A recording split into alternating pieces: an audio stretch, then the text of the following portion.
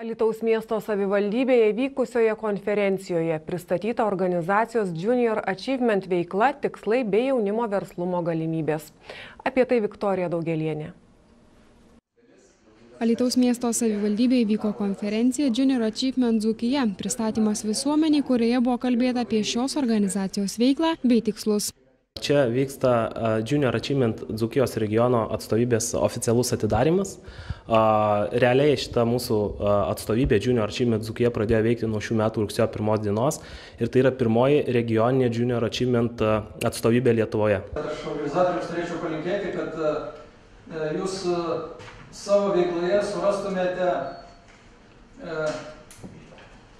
prieimą prie kiek įmanoma platesnio rato jaunuolių, kad jie suvoktų, kas tai yra verslumas, kas tai yra verslas, kad jie žinotų, nuo ko pradėti ir tvirčiau planuotų savo gyvenimą, savo kelią ir galbūt tai paskatintų juos likti Alytuje, grįžti į Alytų po studijų ir čia kurti darbo vietas ir tokiu būdu kurti miesto gerbūvį. Pasak Junior Achievement Dzūkijos regiono vadovo Donato Vasiliausko, Dzūkijos atstovybė yra pirmoji ir gali būti sėkmės pavyzdys kitiems regionams. Junior Achievement yra ekonominio moksleivių ir studentų švietimo lyderiai Lietuvoje.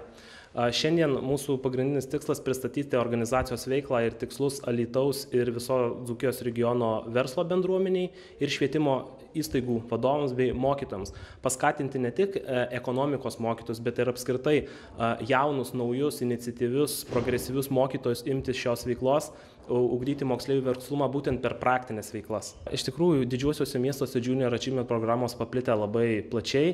Yra ir mažesniuose miestuose tokių šviesių mokyklų, kurios aktyviai jungiasi į šitą veiklą. Alytus iki šiol buvo irgi neišimtis, bet Alytus nėra toks jau mažas miestelis, jisai vienas iš 6 Lietuvos miestų, todėl vienos mokyklos neužtenka. Juolab, kad tarp jaunimo yra tikrai stipraus potencialo, yra kūrybingų, jaunų, progresyvių žmonių, tiesiog reikia su jais dirbti, jiems parodyti tą kelią. Tai mūsų organizacijos ir būtų esmė padaryti, kad visa šita veikla būtų kiek įmanoma aktyvesnė.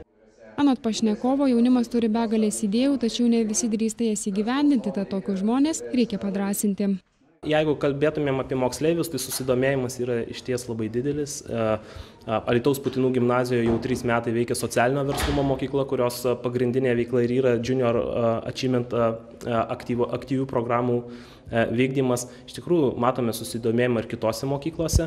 Kitose mokyklose aktyvumas yra šiek tiek mažesnis, tai mūsų ir tikslas būtų, kad skatinti jungtis kitas švietimo įstaigas ir kad verslo bendruomenė padėtų, nes tikrai mokytojai neturi tiek kompetencijos, kiek apie verslą, kiek žmonės, kurie jau turi kūrę tą verslą. Organizacijos Junior Achievement Alytuje šių metų tikslai kiekvienoje mokykloje įsteigti bent po vieną mokomąją moksleivių bendrovę. Viktorija Daugelienė, Kęstutis Ražanauskas, Dzūkijos televizija.